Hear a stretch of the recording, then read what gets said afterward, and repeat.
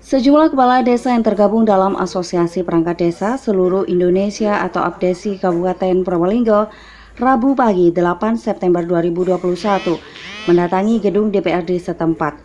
Kedatangannya itu bertujuan membahas jadwal Pilkada serentak tahun 2022.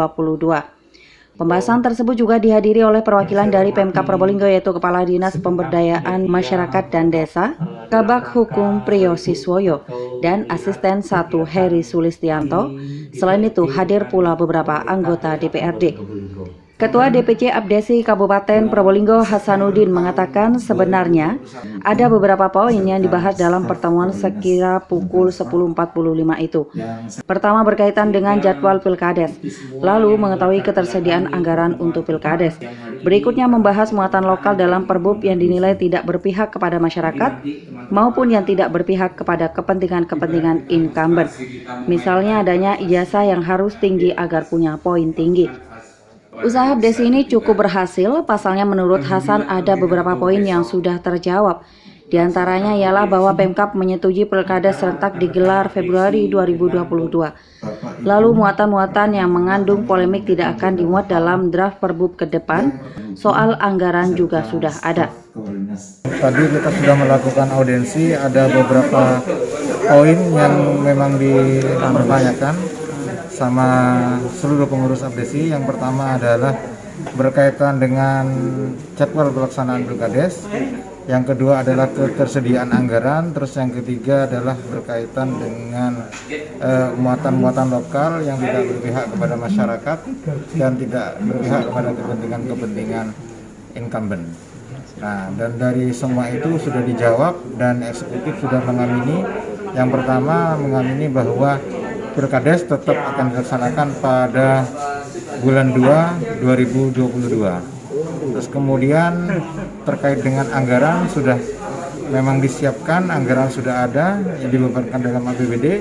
Terus yang ketiga, muatan-muatan lokal yang selama ini mengandung polemik tidak akan diajukan dalam draft Perbup. Hal senada disampaikan Wakil Ketua DPRD yang memimpin pertemuan, yaitu Oka Mahendra. Oka mengatakan pihak eksekutif sudah sanggup menjalani segala sesuatu yang sudah dibahas tersebut. Menurutnya, melihat rentang waktu yang tersedia dan tahapan-tahapan yang ada, Pilkades dapat dilaksanakan Pemkab pada Februari 2022. Ada beberapa poin-poin yang disampaikan yang menjadi bahan diskusi. Yang pertama terkait dengan kesiapan eksekutif dalam rangka melaksanakan Pilkades serentak 2023 bulan Februari. Dan sudah dijawab pada kesimpulannya siap menurut pelaksana, yaitu eksekutif. Dilihat dari rentan jadwal sisa waktu dan tahapan-tahapan yang dilalui, kemungkinan eksekutif siap. Itu pernyataan eksekutif. Itu kemungkinan hasil daripada pertemuan kita yang pertama. Kemudian yang kedua mengenai muatan-muatan lokal pada Perbup yang diusulkan oleh teman-teman APDESI sekiranya tidak memberatkan kepala desa incumbent. Dalam hal ini ada antara lain mengenai pajak yang harus lunas, kemudian vaksin tadi yang 70% sudah dijawab bahwa itu tidak menjadi persyaratan administrasi. Kemudian yang ketiga mengenai temuan-temuan material yang juga bukan menjadi muatan administrasi juga, sehingga kesimpulannya muatan lokal yang selama ini beredar ke masyarakat terkait dengan vaksin itu tidak ada.